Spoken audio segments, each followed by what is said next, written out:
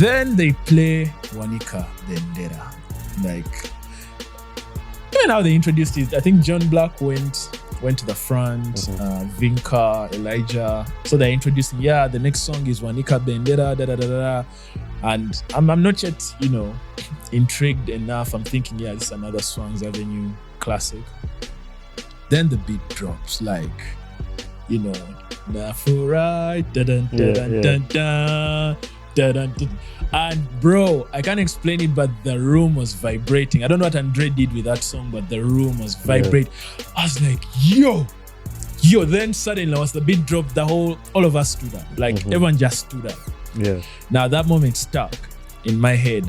And to me, what stuck was the room vibrating. I felt like it was a movie trailer. I felt like I'm in a cinema.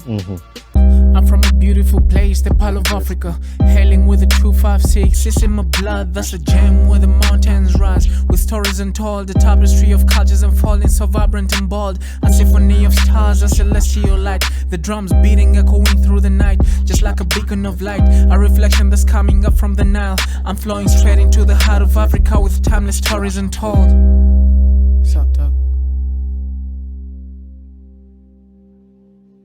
The Ugandan Boy Podcast, episode 232 with Josh SB in 3, 2, 1.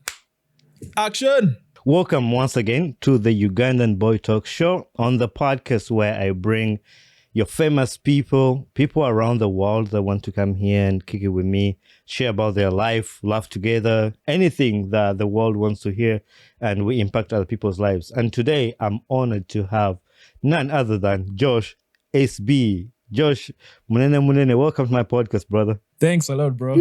How's it going? It's going good. It's going good. I'm very excited to have you on the podcast. I'm a fan of your work. I've followed you on Instagram mainly, but all the work that you've done, even that's not on the Instagram. I'm honored to have you here on the podcast today. And I just want the world to know about your work, your life. So that's mainly what we're going to be talking about today. But to begin with, we all know you are Josh SB. What does the SB stand for? SB. I usually let everyone sort of create their own conclusion for it. It's a nickname that started in high school.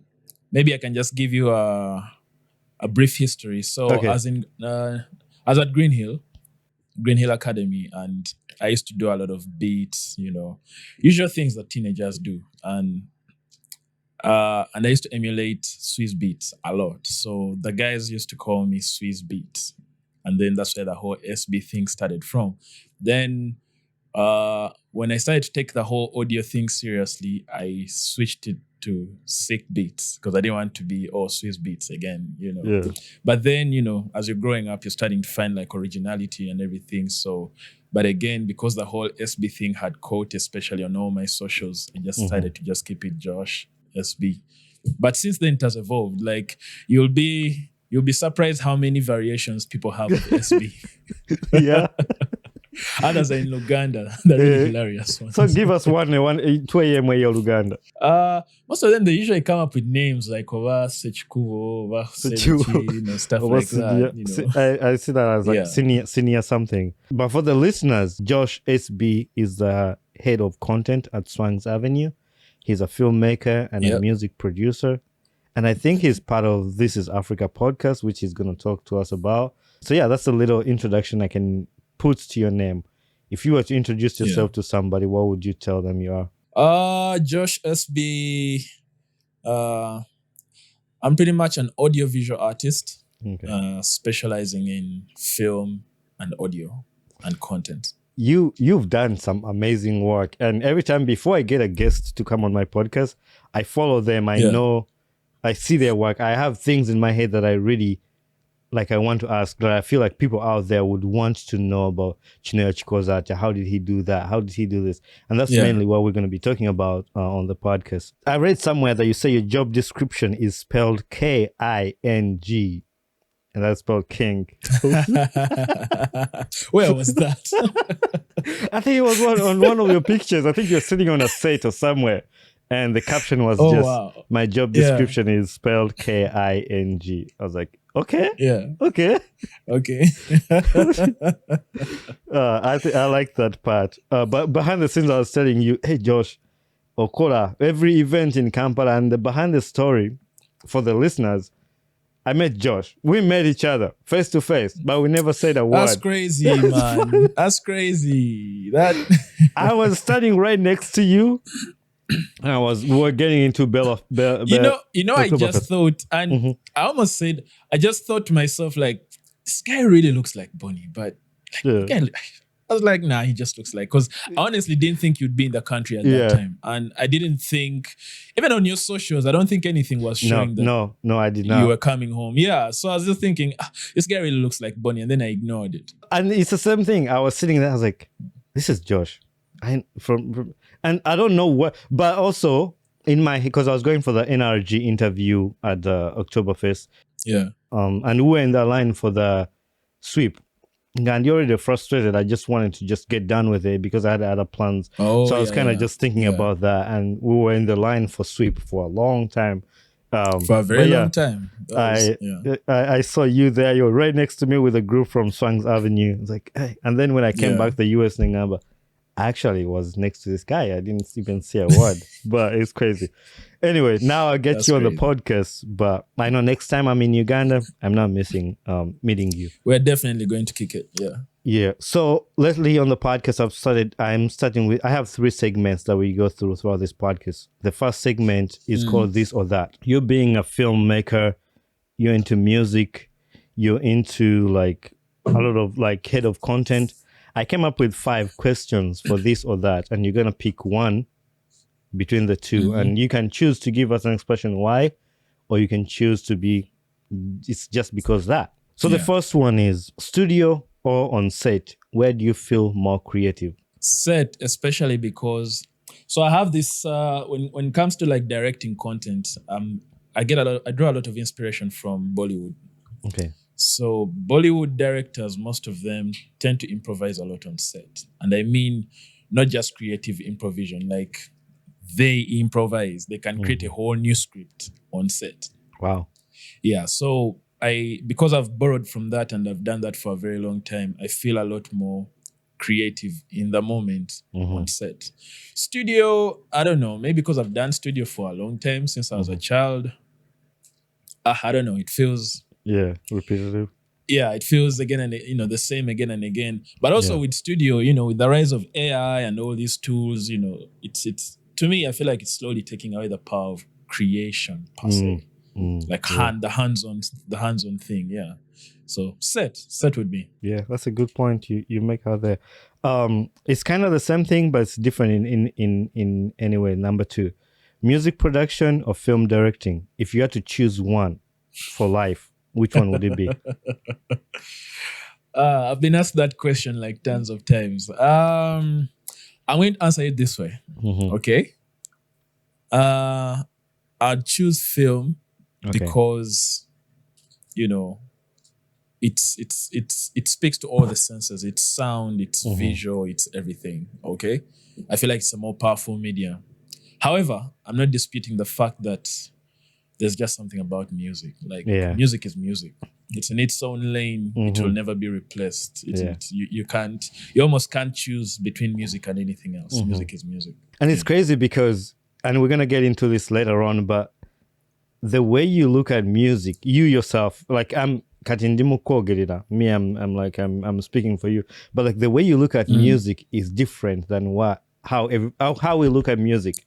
And for me, I say that because of the way you looked at Wanika Benda. We're going to talk about that in depth. But like the way you looked at that song and in your head, you're like, this could be like a movie track song. Like this could, like all that stuff. Like for me, that's where I'm like, he's a music genius. Like, and I don't want to start that because we're still on this or that. But that segment is coming for that. Classic hits or experimental sounds? What's more exciting to create? Experimental sounds. Yeah. I mean, classic is very key because it teaches you the fundamentals and everything, but it's not necessarily going to separate you from the crowd. Yeah. Yeah. So experimental sounds is definitely what defines who you really are. It's what gives us a picture of what you have in your head. And that goes back to what I just said about the experimental hits, experimental sounds that you just did with those few songs that I mentioned. Yeah. Big budget projects or passion projects, which one do you enjoy more? Like, is it about, like, if you have money for everything you need on set, or if to do a project that's coming from the heart? If you had asked me that question like 2 years ago, yeah, probably the answer would be different from what I'm about to tell you right now. But I think because I've spent the last maybe 6-7 years doing, passion projects, and I've done them pretty well. And then going into the mainstream and getting to experience, having a whole crew of like 50-60 people and so many moving parts and big budgets and big clients and, so many PPMs. I'm starting to appreciate the big budget stuff a lot more. Yeah. And I feel like it's pushing my career in the direction that I want it to be. Yeah, I feel like the big budget stuff, like, they don't stress you a lot because it means you'll have everything you need, Whereas on the passion, you might love it, but if there's some things you're missing, it's gonna create more stress than you'll take the passion out. Exactly. And what I feel like it's key to go through that stage. I feel like that's the stage that actually makes you the passion project stage, the improvisation, the creativity that goes into it, the multitasking, all that stuff. But again, I wouldn't advise for one to stay in that lane for so long. Especially if you're looking at creating a career out of this craft, it's very key to know at what point you stop and say, okay, I'm done. Now I need to actually get into the mainstream and do this at a much bigger level. Because also the big budget stuff teaches you a whole new workflow, like totally different. I remember the first time I did a big budget shoot, I was surprised that, even something as small as someone holding for me my director's monitor, like there was someone paid just to do that because, I had because I was trying to direct, and I'm holding my director's, and there's this person just keeps like tapping me and like grabs it and holds it and just stands there, Or there's this one time I was shooting. This time I decided to do the camera work for myself. My chance was like a big budget project, but there was a guy just responsible for like, literally he presses record and hands me the camera. I shoot. Once I cut, he grabs it and stops the camera from recording and holds it. That's the first AC. Like, the first time I experienced that stuff, I was like, okay, this is really different. Because then and then my AD, my producer told me when I had a chat with him about it, he told me, he's like, so you see, this meant to help you, like, for a project of this scale, it's meant to help you, the director, like, concentrate on the story and the characters and, bringing all these characters to life. You're not supposed to be worried about, is my camera recording, or is this happening, or is this, that kind of thing. So I started to appreciate big budget stuff. It's definitely there. I'm waiting to get to that part where I'm at the big budget stuff with my podcast, and I know I'm gonna get there because at the moment I'm the host, I'm the editor. But I think that goes back to but that goes back to what you say, like the passion projects teach you a lot. So by the time you get to the big budget projects, like you've actually got the experience and all that stuff to be able to do that. Solo work or collaborations? What brings out the best of your creativity? The best of my creativity. To be honest, it's solo work. It's solo work. They're just things I can only express when I'm doing things by myself. Collaboration brings out the diversity because there's many brains and minds going at it. But if you had to speak art, like art, the artistic, how artistic the piece of work is, solo. I have to do it solo. All right, that was our this or that. And actually, you were talking about the crew. I have one kid that has been on my podcast a long time ago. He's an upcoming artist. He likes a lot of like videography. He has been hanging out a lot around Swangz Avenue. I don't know if you know him. Who's if that? I mention him, okay. Me Wallet. Me Wallet, no. No, you don't know him. Maybe Okay. I'll just check out his stuff. All right. So now we go into our main topic, or like the part where I want to dissect the things you've done, your life, your journey, everything mixed together. I mentioned in the introduction that you've worked with Swangz Avenue. How has it been like working with Benon and Julius, and how did you meet them for the first time? Yeah, so I've been at Swangz Avenue for 2 years now. Okay. So it happens. I was always a friend to Viboy. Okay. He's a popular producer known video producer.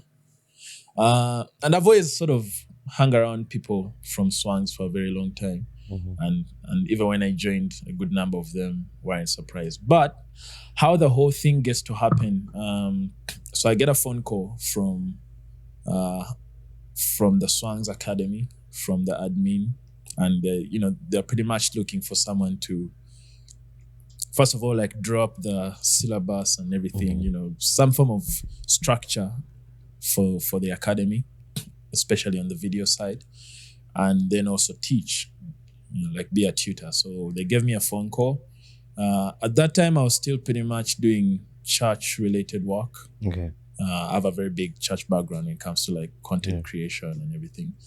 Yeah, so long story short, we have a conversation, I put the whole thing together. So we start to teach. And the first graduation that I put out, the first bunch of students that I put out, did so well. I don't know if that's actually what caught the attention of Benon and Julius, but I know what caught Benon's attention was when I produced Parte Yani by Ruyonga and Zex. Oh, and Parte Yani. So so one day I'm walking to the academy, I'm going through the reception, and Benon's in studio, so he waves at me. It's like, yo, Josh, come, So I go in, and he's telling these guys like, guys, do you know this guy who's teaching at the academy is the guy who produced Parte Yani by Ruyonga?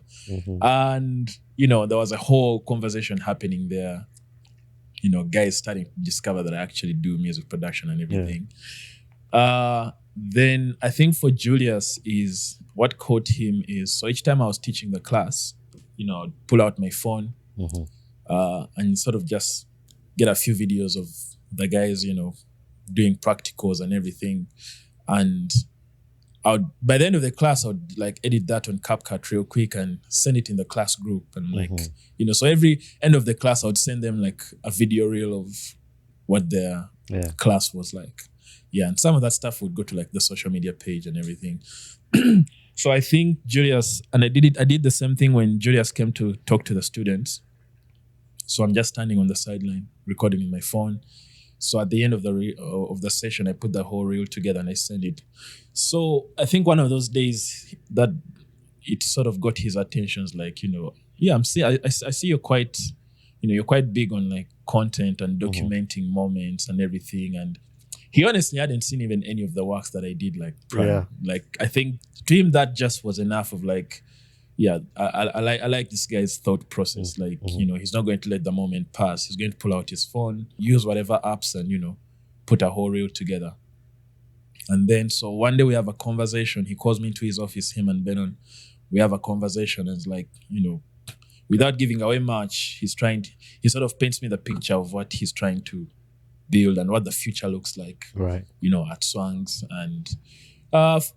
And Julius is a salesman. He's very good at words. Those who know him, he'll say 2-3 words and you're sold. So long story short, I was sold. You're sold. I bought into the vision. He has a very amazing vision for Swangz Avenue. I don't think we've even scratched the surface. Right. Or I don't think people have seen even 1% of what that man has in store for the entertainment industry. But I bought the vision.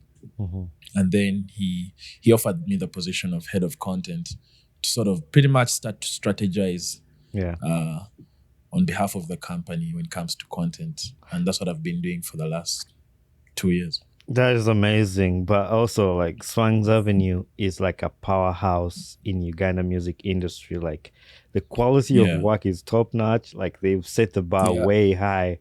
That when I was actually like preparing for this conversation, in my head I was like, how many record labels do we have in Uganda? Because like Swangz Avenue it's in its own lane. Like you try to think of the other ones, or like for me the ones I could come up with, and I mean I've been out of Uganda for like 10 years, so I might be outdated, but like I could only think of like those Firebase, the Gargamels, like, and were those even like record labels, or it's just a group of artists that come together? Exactly. Yeah, you know, it's a very debatable thing, especially once you get into how structured the label is supposed to be, and the operational structure and everything. Yeah, but at least I know like Swangz they've tried their best to operate and structure themselves as a real label. I think the way they've organized it is like, you can clearly see like they have this, they have that, and anybody can see that, and they've separated themselves from anybody else, and it's a good work. But also like Swangz Avenue has worked with some of Uganda's biggest stars.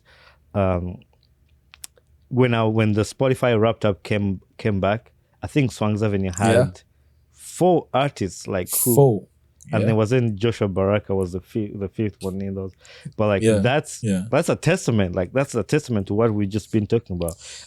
What's their process of identifying and nurture talent? And you just explain on your own how they discovered you and the quality of work that you do. And it seems like they do this in every every department of their work. They bring the top notch here. How have they been able to maintain that? I may not speak much on behalf of like the leadership, but from what I know, from what I've witnessed, Julius and Benon have an eye for talent. Yeah. They do, like and here's why I say that. You know, it's one thing to see someone that's very talented and be like, that's who I want. It's another thing when someone doesn't necessarily come off talented, right? And you still see and you're like, I think I can use this guy. Yeah, that's a different gift, and they both have it. So in my experience, they've been able to structure the company, you know, across the different departments on how exactly they want it structured, and what's the end goal from each department. You know, what do we want from every department? You know, if this is the content department, it's structured like this, like that, and this is what we want from it within this period of time. Then they do that for the label side, they do that for the film side, they do that for the, you know, digital side, and all the other departments, events as well. Now, based off of that structure, they sort of start to, once they bump into talent, they're able to identify, I think this one can take up this spot. I think this one can take up this spot. This one can take up this spot. So in the end, what you have is, think of it like the human body. You have the hands, you have the brain, you have the, you know, once every part comes together, every part has like a specified function that is supposed to, for this body to move wherever it's supposed to go. And you know, coming from that, and one of the things that they've taught us the most, one of the things that I've learned from Julius the most is, yes, Josh, you're talented, and that talent is not going to go away from you. It's not going to go away from you. But, you know, the thing that you need to figure out is the hard stuff that creatives don't like to do. That is getting out the pen, getting out a notebook, and writing and planning and strategizing and drawing up structures, drawing up targets and goals and all that stuff. So we are mostly trained on a lot of that stuff, such that once I go on set or once I start creating, my creation has a direction, my creation has an end goal. You know, if we say, let's say, you know, you just talked about the Wrapped, you know, I think Azai was 7.9 million streams on Spotify or whatever. You know, that wasn't accidental. You know, that came from a strategy that was laid out towards the end of last year, about this time last year. So, you know, this is the plan for 2025. This is the label plan. Off the label plan, this is the Azawi plan, you know, and then, so by the time we celebrate such results, it's culminating from a structure that was well laid out with very specific targets and goals. And then the team works so hard to meet those goals. That's amazing. And I like the strategy they use on the way to do this. Even, we're going to talk about it later on, but like even leading to this All-Star album that just released this year. Now, recently, they just announced All-Star concert next year. Like you see all these things, they're unique clean and like different. Nobody has done it before. It's just breaking like all those records. But that's amazing, and big up to Swangz Avenue. I'm a fan of the work that you guys do, helping like put Uganda on the map, because the work you see, it's way up there. We're getting recognized, like even I think I was watching the Spotify page, when they were showing artists from the African countries. So you see there, and people get to know us, like, oh, our music is out there. And I know we'll get there. So big up to all the people that work at Swangz Avenue and the effort they put in. In your own personal journey, we've touched a little bit about it. You are in this creative industry, but what sparked your love for music and your love for film at the very first beginning, even before getting to Swangz Avenue? I know it started somewhere, and you're like, this is what I want to go with. My story is not so different from like most creatives in that space. With music, it was church. It was church. It was a mixture of church. It was a mixture of my siblings, playing loud music. Because now you imagine you're what? I'm 8 years, and these guys are playing, Tupac, Dr. Dre, name it, and and being a last born in the family, there's a very big gap between me and my older siblings. Like they're really quite grown. So imagine at that time you're like the only kid, in that age bracket. So they're pumping all this music down your ears. And so by the time I'm 12, 13, I know who the producers are, who the songwriters are, who all the musicians are, the ones that are trending, the names of the albums and everything. Like, cause my brothers just kept doing that. They kept, playing all that music and doing their research, reading album credits at the back of the CDs and, all that stuff.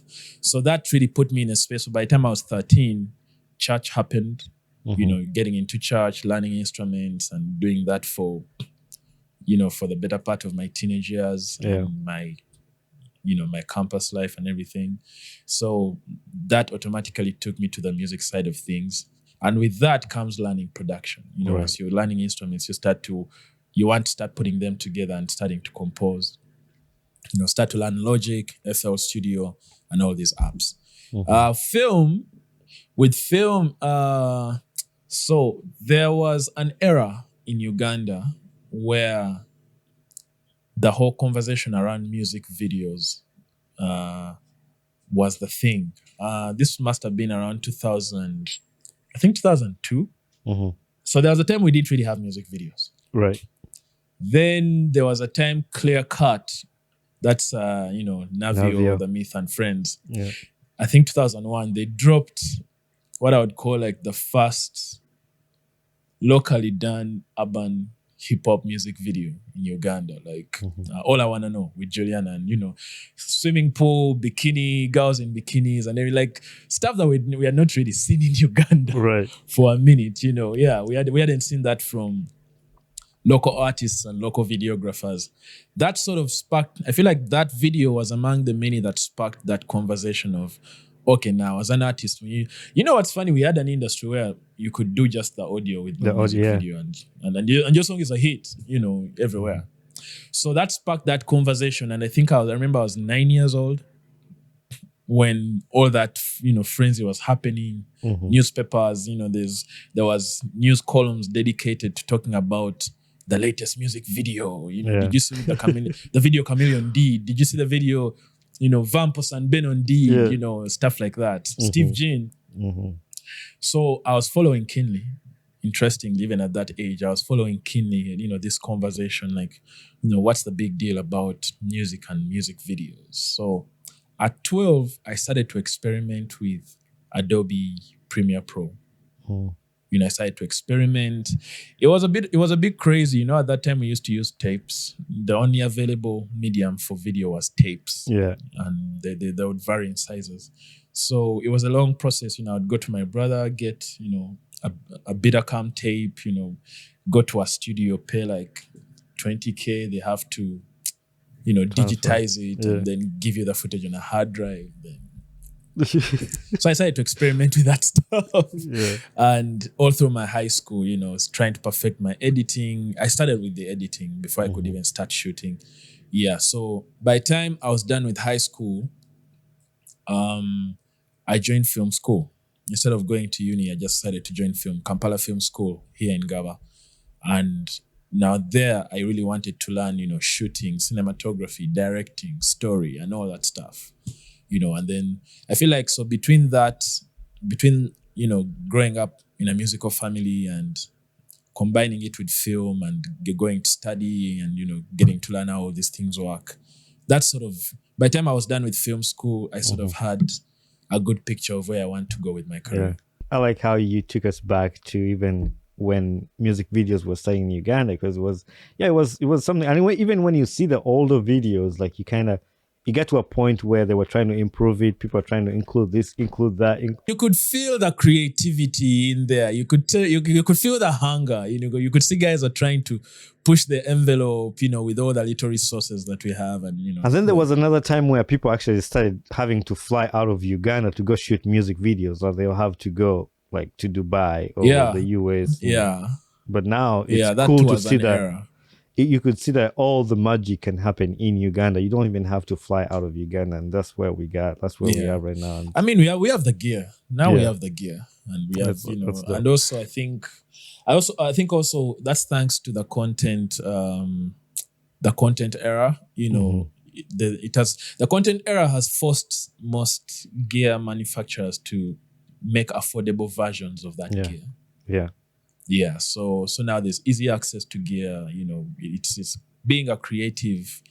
Creating has been made easy. So now it's a battle of brains. It's not necessarily a battle of resources. It's cool that you're talking about gear, because you posted that MTN promo thing, I think Live Yellow or whatever they called it. Yeah, Live Yellow. And for us, when we see it on TV, I was like, oh, that's cool. Oh, that's, it came out great. It was like, I don't know how long it was. Was it like a 2 minutes when the whole thing? How long was it? Like it's 3 minutes. 3 minutes. But when you posted the behind the scenes, and then I'm like, dang, a 3-minute video could take like, I don't know how long it took, but like to see the gear that was on set. It was a 2-day shoot. 2-day shoot for a 3-minute video. Yeah. But like to see the gear that was on set, how many people were on set for just that? The thing we saw on TV for 3 minutes.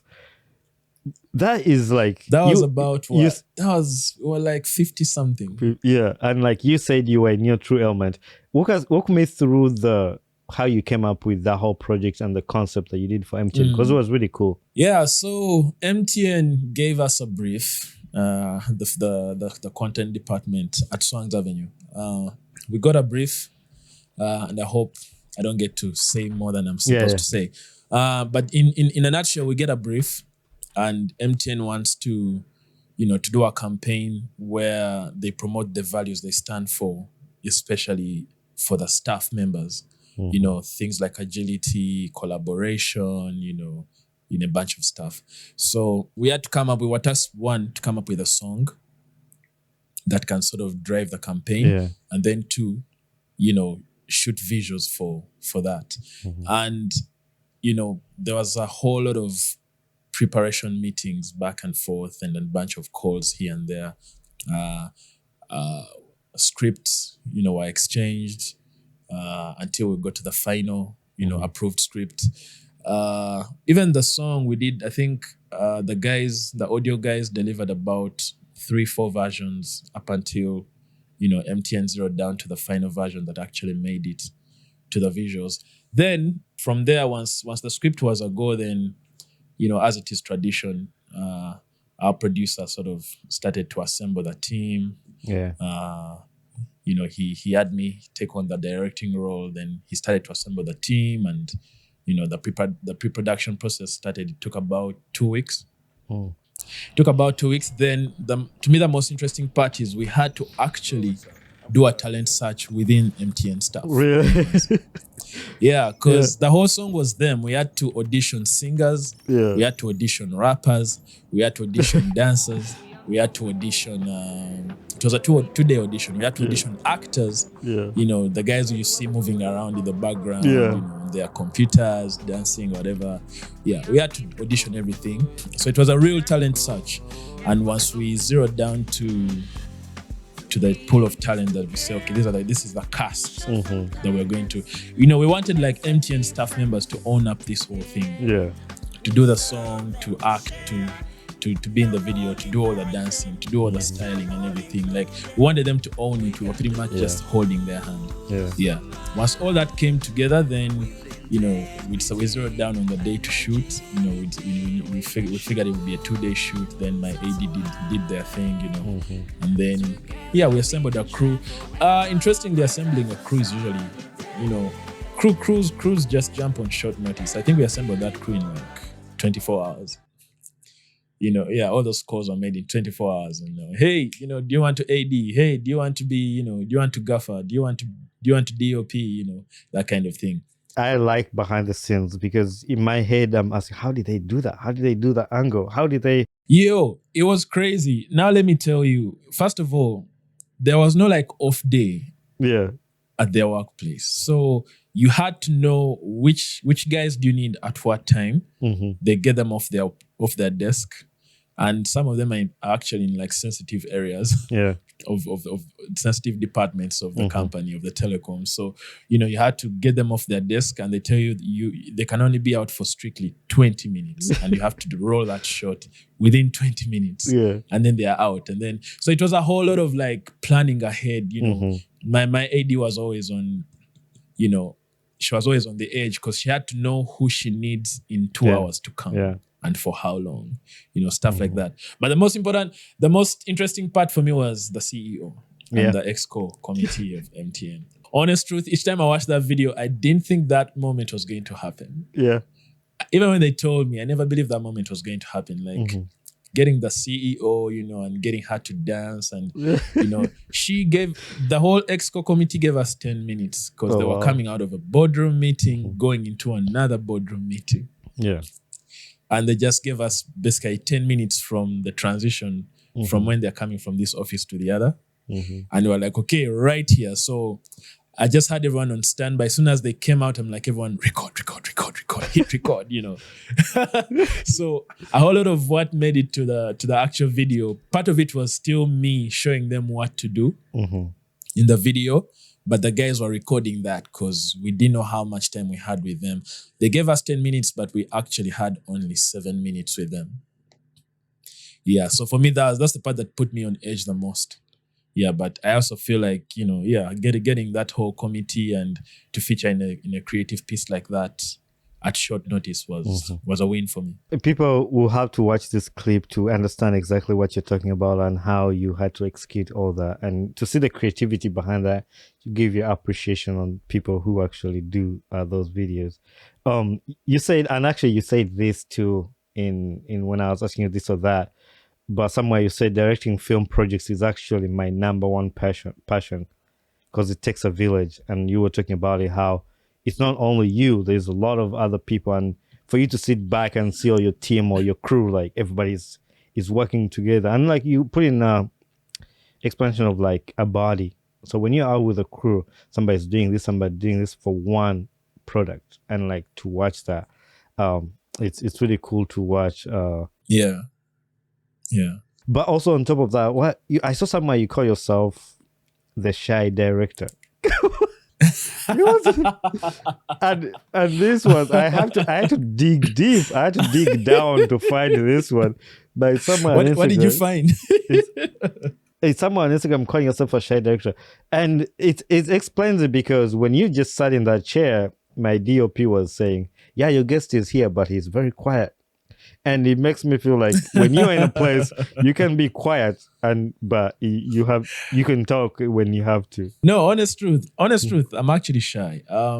So one of the guys at Swangz, one of the people at Swangz, when they asked me what SB is for, they first told me, I have a feeling you're shy. Like you're always not talking to people. You're in your own space. Because this is when I just joined Swangz, and I don't when I don't know so many people, I don't really get to talk much. I stay in my own space. So one of them is like, yeah, Josh, you're always in your own space. You don't talk to anyone. What's up? Are you shy? And I'm like, yeah, shy. I'm shy. Then they're like, so does SB stand for shy boy? Shy boy.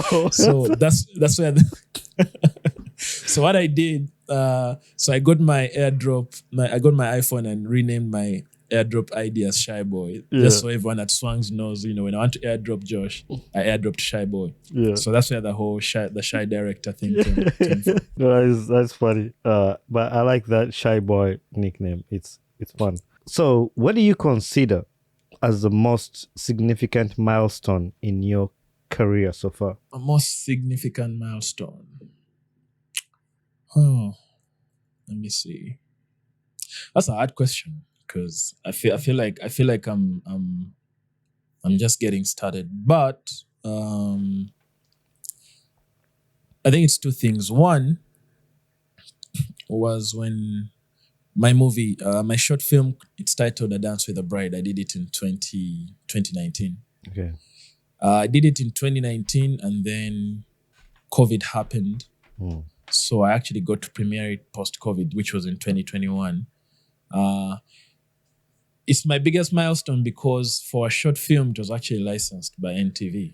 Oh, nice. It was licensed by national TV and they paid very good sum of money for it. Yeah. Something that I don't think happens for short films. It was licensed then for 2 months. And then on its premiere, we trended on Twitter, I think up to like number 4 or something like that. Like it was a very big deal, in the film space. And everyone I've told about it is like a short film. NTV bought a short film, you sure? Like, no one believes it happened, but this actually happened. And to me, that's a very key milestone because I know the next time I bring like an actual feature, it will definitely go far. Yeah, that and then... let me see. What else? I think that and the MTN video so far. I think that those two are key milestones in my career. The MTN video was really dope. I don't think I got a chance to see the short film, but I'll look for it. Right now it's on My Movies Africa, mymoviesafrica.net. All right. Yeah. Listeners, you've heard. If you want to go look for it, you can find it on there. I might get a link for it and put it in the description of this video. So if you want to watch it.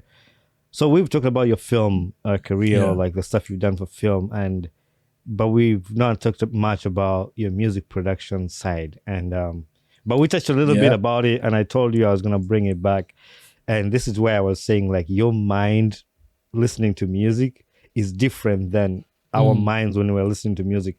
Like your mind could be somewhere different. Like we don't even think we will be there unless you bring us there, like how you did in that song of Wanika Bendera. Because for us, the Swangz Avenue put up their song there, we listen, oh, Wanika Bendera, hey, we dance, we vibe. But here, Josh is like, this song actually could be a good soundtrack on a film, which I would have never guessed that. And I know most of other listeners might have never guessed that. But when you put it actually on the pen and you put it, oh yeah, actually it is. Like it is. What's your mind like listening to music, and walk us through coming up with that idea of putting a song on a soundtrack? So it stems from one, there was an era in my music journey when I was very challenged. I was challenged by a friend of mine, and I don't even think he knows it unless he watches this. He's called Isaiah. A couple of guys around town know him. So Isaiah started getting experimental a lot. Him and I were, coming up, we're upcoming producers, in our campus years. And then he had something different about him. He kept experimenting with cinematic sounds. And he kept like downloading all these knockoff libraries, cinematic libraries for sounds, and he would use them. So a lot of his production was very cinematic, and actually he managed to score, I think, 1 or 2 soundtracks in the Queen of Katwe movie by Disney. Yeah, actually, the first song that plays in the trailer before the Alicia Keys song goes on, the first song was done by Isaiah. Oh, nice! So Isaiah challenged me a lot, and he doesn't know it and unless he watches this, then he's probably finding out for the first time that he actually inspired me a lot to start experimenting with cinematic sounds and scoring and sound design and everything. And also his brother, Ahura, owns the only Dolby Atmos sound studio in the region. Okay. I don't think it's in the region. So the guys at Quad A, they're doing amazing stuff. So Isaiah started giving me some of those libraries that he uses in his sounds. Then I started to experiment with them. So long story short, I started to create like sound beds for content, for video, for film. And then long story short, I get into learning sound design it's because I was already good with audio and everything. So, and actually part of what I do at Swangz, actually, I sound design a lot of our stuff as well. A lot of our reels. Yeah. So once I got into that space, I started to perceive music from a cinematic standpoint, generally. Now, fast forward to the Swangz All-Star album launch. We are at Noni V, we're in this room. And, they're playing different songs. The crowd is vibing, the energy is amazing. Then they play Wanika Bendera. Like, even how they introduced it, I think John Black went to the front, Vinca, Elijah. So they're introducing, the next song is Wanika Bendera, da-da-da-da-da. And I'm not yet, intrigued enough. I'm thinking, this is another Swangz Avenue classic. Then the beat drops, like, Nafurai, da-dun-da-dun-dun-dun. And bro, I can't explain it, but the room was vibrating. I don't know what Andre did with that song, but the room was vibrating. I was like, yo. Then suddenly, once the beat dropped, all of us stood up. Like everyone just stood up. Yeah. Now that moment stuck in my head. And to me, what stuck was the room vibrating. I felt like it was a movie trailer. I felt like I'm in a cinema. That, that first 8 bars or so of the song. All right. So the following, I think 2-3 weeks later, the movie Gladiator is premiering that very week. Yeah, so I'm like, I'm thinking, I need to do something experimental once again with music. Then once I watched the trailer for Gladiator, to be honest, the first thing that came to me was Wanika Bendera, because there's a scene in the trailer where where you have the army marching and there's all these flags. Then it clicked. I'm like, Wanika Bendera. So went to studio and then cooked up a bunch of stuff. Then I first tried it. I'd first try it and see if it actually matches. Stripped the original instrumental. Created a whole new cinematic bed. Then I first played it and to see whether it actually works, and it worked. I'm like, cool. And I put it up on social media. It's a dope. I saw it the first time. I was like, damn, that's. And I don't know. I love music. I don't play instruments. I just love listening to music and like good music. I love audio. So when I saw it, I was like, that's creative, man. That's real. Like that hit. Like the same way you said about that song. But yeah, it's cool to see somebody's mind through his work. Where was his head at when he was thinking about that? And I appreciate that backstory of how you get to that. But not only that, Dexter Dabs was coming to Uganda and you did a stage intro for his song. Like, how about that? Like, take us a little bit behind that too. So it started with meetings between House of DJs and Swangz Avenue were happening at the boardroom at Swangz. And so a time came to discuss, what's the content rollout? How do we start to make noise? It's Noise Nation. How do we start to make noise? And at that time, and of course that question came over to my desk of, okay, dude, you need to start thinking of a content strategy and for the event. So while I'm home thinking of the content strategy, what's the noise and everything, I decided to just experiment for myself. Like what would... At first I wanted to do that video as a promo, as an official promo for Noise Nation. Yeah. But I wanted to put like an artist on it. Maybe, I don't know, either an artist or a producer. I was thinking either we get like Nessim or Banga Boy or I don't know. I was just, so I actually went. The video that you saw was me I was filming what I wanted the musician or whoever we cast for that promo to do. Okay. Yeah, but so I had to go create the bed myself, do everything. But once I was done putting it together, I sent it to Julius. I'm like, hey, what do you think of this? Julius just said, share widely.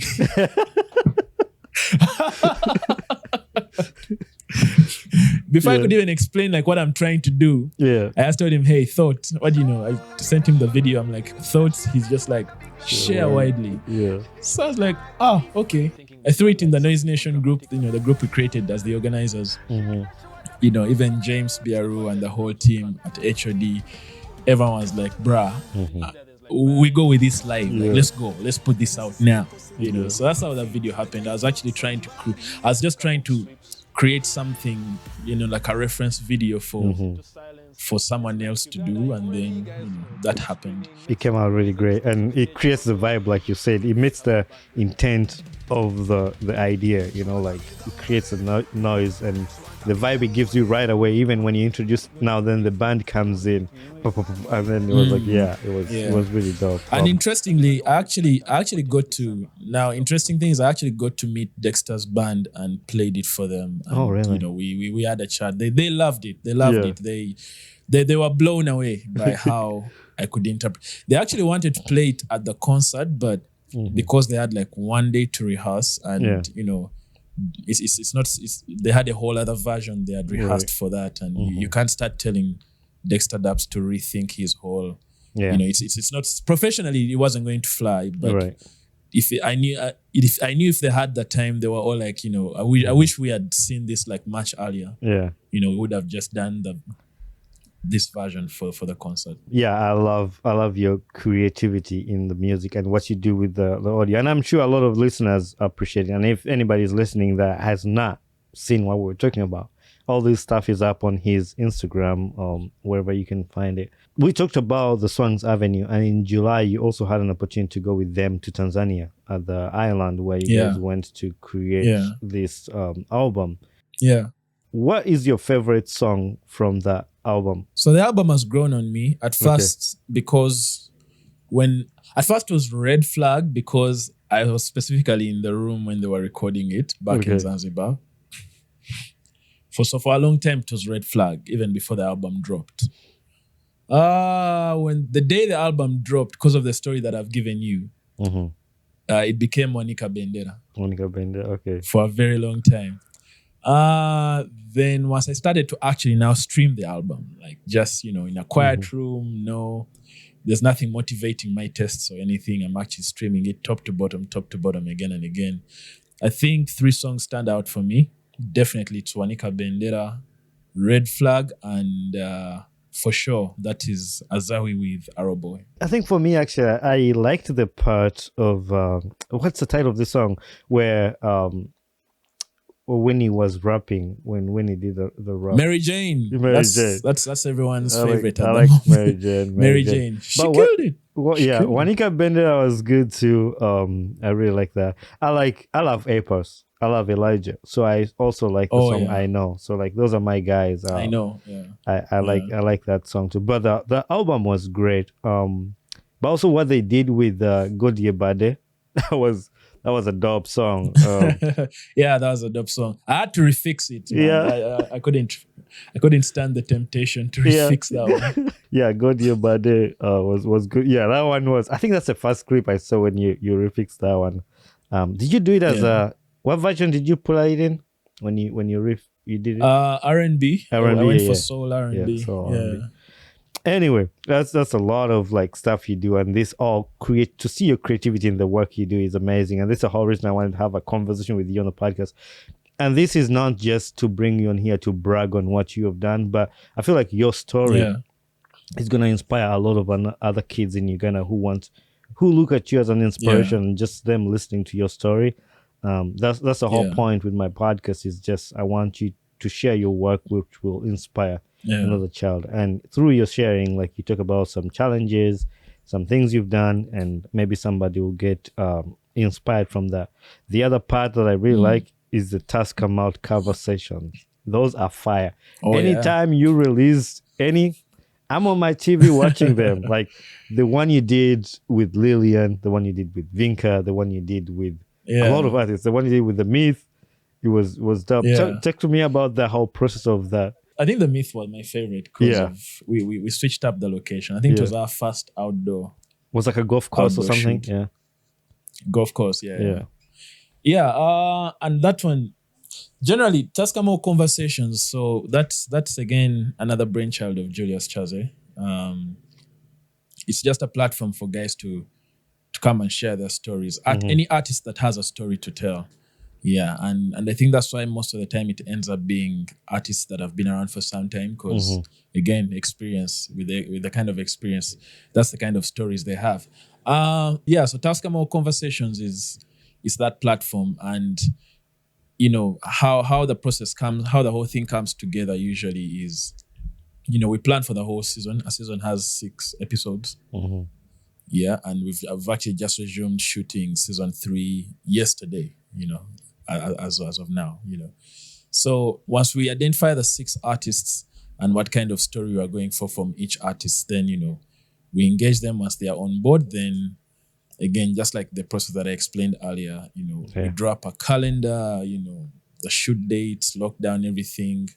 And then, we put that together. So, and then we give every artist like some form of theme, what kind of theme best fits this artist's story. Now, like for the Myth, 2 things happened. One, I noticed when I was thinking about, so with the Myth, that was season 2. Season 2 is when I just become the head of content. So I just become the producer, the new producer for Conversations. And for the Myth episode, I was thinking to myself, how do I make, being a hip hop, he was, I think, the second hip hop, I wanted to make it different from GNL's episode. He was the second hip hop artist on the property. So I was thinking, how do I make it different from GNL's episode? I'm like, maybe I take it outdoors, but outdoors where? And a lot of this stuff you have to defend it even before the even before the CEO and and the executive producers. So how I defended it was, look, one, hip hop and golf, I played them 2 music videos by DJ Khaled where, he's at a golf course and everything. So I managed to sell that. Right. Now, then we had to come into the whole thing of, so how does Tascamo buy into it? That was an easy sale because at that time, I think they had sponsored like a golf campaign or a golf event by that time. So I told them, but you guys are in the golf space. So hip hop, golf, perfect. Yeah. Perfect marriage. That's how I managed to sell that concept. Yeah. And the rest was history. I feel like, to me, as a producer of the show, that particular episode is one of the ones that stands out for me in terms of the aesthetics. Yeah. But the one that really stands out for me musically in the season, ever since I started producing, I think Lady Amba has definitely killed it. I still feel Juliana had the story, the most gripping story for me. Like, that whole episode was very gripping. It was emotional. It was very musical. It was very uplifting, once you come out of the whole emotional situation. Yeah. Yeah, it's been an amazing journey with Conversations, and we're just getting started. For me, as a music lover, I love those. Those are so intimate, like, we have concerts and all that, like artists perform their songs, but like those little sessions that you guys create, they're so intimate to somebody. You can just sit in your house and just turn on the Tascamo cover, and they share their story in between each song, or where their minds were when they're going to perform that song. So I really appreciate them, and I hope Swangz Avenue keeps them around for a long time because they're really good. I love them. You guys do a great job with it. Anyway, I don't want to keep you here for so long. I don't want DOP to kick us out here. I don't want the listeners to get tired of hearing there's a lot of conversation. Like when I sit down with somebody, short and sweet. Yeah, when I sit down with somebody, I just want to give enough time to the listeners or to the people that are listening. But I got 2 things that are remaining. But before we sum up this main session that I was talking about, one question I want to ask you: what advice would you give to a young creative who wants to break into the music or film industry? Because I know a lot of people might tune in here to just listen to your story and they want to be like you, or they want to be in your shoes. What's a word you would send out to them? 3 things. And I think this advice varies depending on what age that you're at or at what stage you're at. If you're just interested and you're just trying to get into it, just learn as much as you can, do as much as you can, experiment as much as you can. If you're at that stage, It's just a given. You just have to do and do and do. If you've been doing it and you're now feeling like, I'm a young creative, I need to get into this space, or I want to go from just I've learned how to do this and I want to start applying it. So two things happen. One, you're going to have to do a lot of work for free. And this is something, I don't know if this advice goes out a lot to people, but it's a reality. You're going to have to do a lot of work for free at that stage just to get through the door, because it's just the nature of the industry. You're not going to start putting up red cards when no one has even seen what you're able to do and no one is able to trust. And also by that time you probably haven't learned a lot of the protocols that go into the whole production situation. So you might have to do a lot of work for free.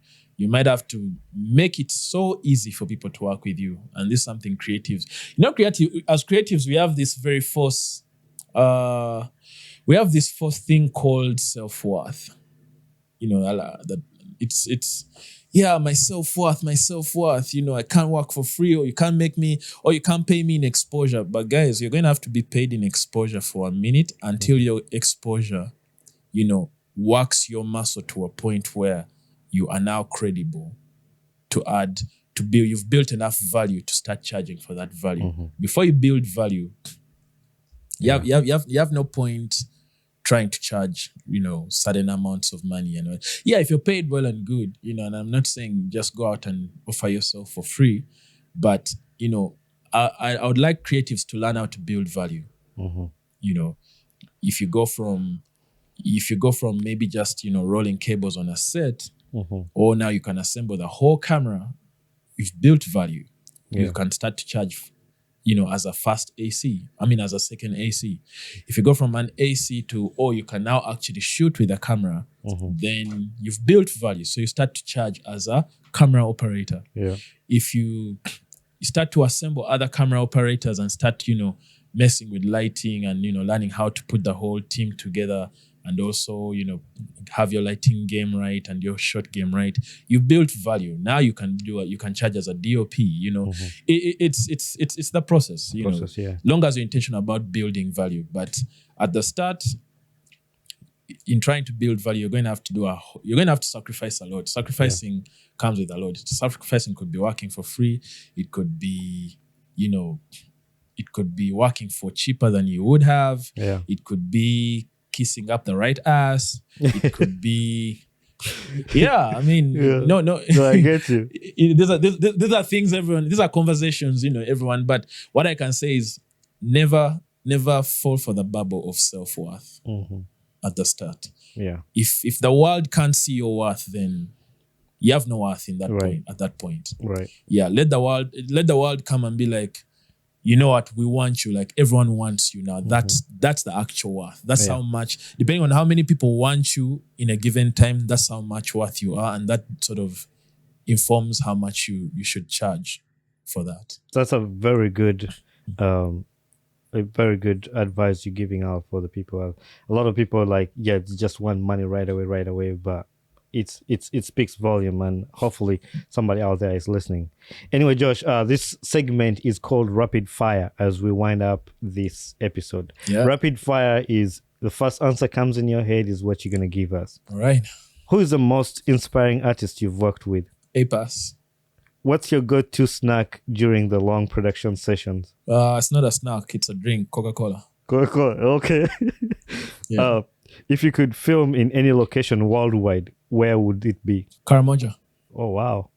I want to ask you, why Karamoja? The aesthetics, bro. Like the first time I went to Karamoja, I literally like, our car died because the heat was insane. So we had two tires sort of bust. Yeah. So we got out, the guys are trying to work the tires and everything. And I stood where we had gotten stuck from, and from end to end, I'm talking like as far as the eye can see all around, like the land is just flat. Yeah. With like barely any trees. Like, I don't know, man. That was like the most beautiful sight I've ever seen. Like, you're just seeing like a clear blue sky go from like end to end. You're seeing the sun going end to end. Like, no, that was beautiful. And then the grass is like, because it's dry and hot, like the grass is just brown. You know, to me, that was an art piece. Uganda has a lot of like beautiful spots like Kabale, Chisoro. Like people take pictures and videos of all those spots. It's like, is this even Uganda? Like you ask yourself that. Name one Ugandan song that will never get old for you. I think it's a Chameleon song. It's most likely a Chameleon song. Between Mamma Mia and one of those. Yeah. I think. Yeah. What's the number one gadget or tool you cannot work without? My laptop. Yeah. How about your phone? I can do without my phone. I can't do without my laptop. Okay. Yeah. That was your rapid fire. And we've come to end of this recording. But before I let you go, I have final three. And final three is quick answer questions too. What's a life lesson you've learned in life to this point? Build value. Build value. That's a good one. What gets you excited about life? Art. Art. Okay. And the final question of the podcast is, who would you like to see on this podcast next as a guest? And you're going to help me connect me to that person. I would like to see Walter Photography. Oh yeah, Walter Photography. Yeah, this guy, not only because he's my friend, this guy has revolutionized photography and African storytelling in this country. And I think even in the region, like his works have crossed, to West Africa and to wherever.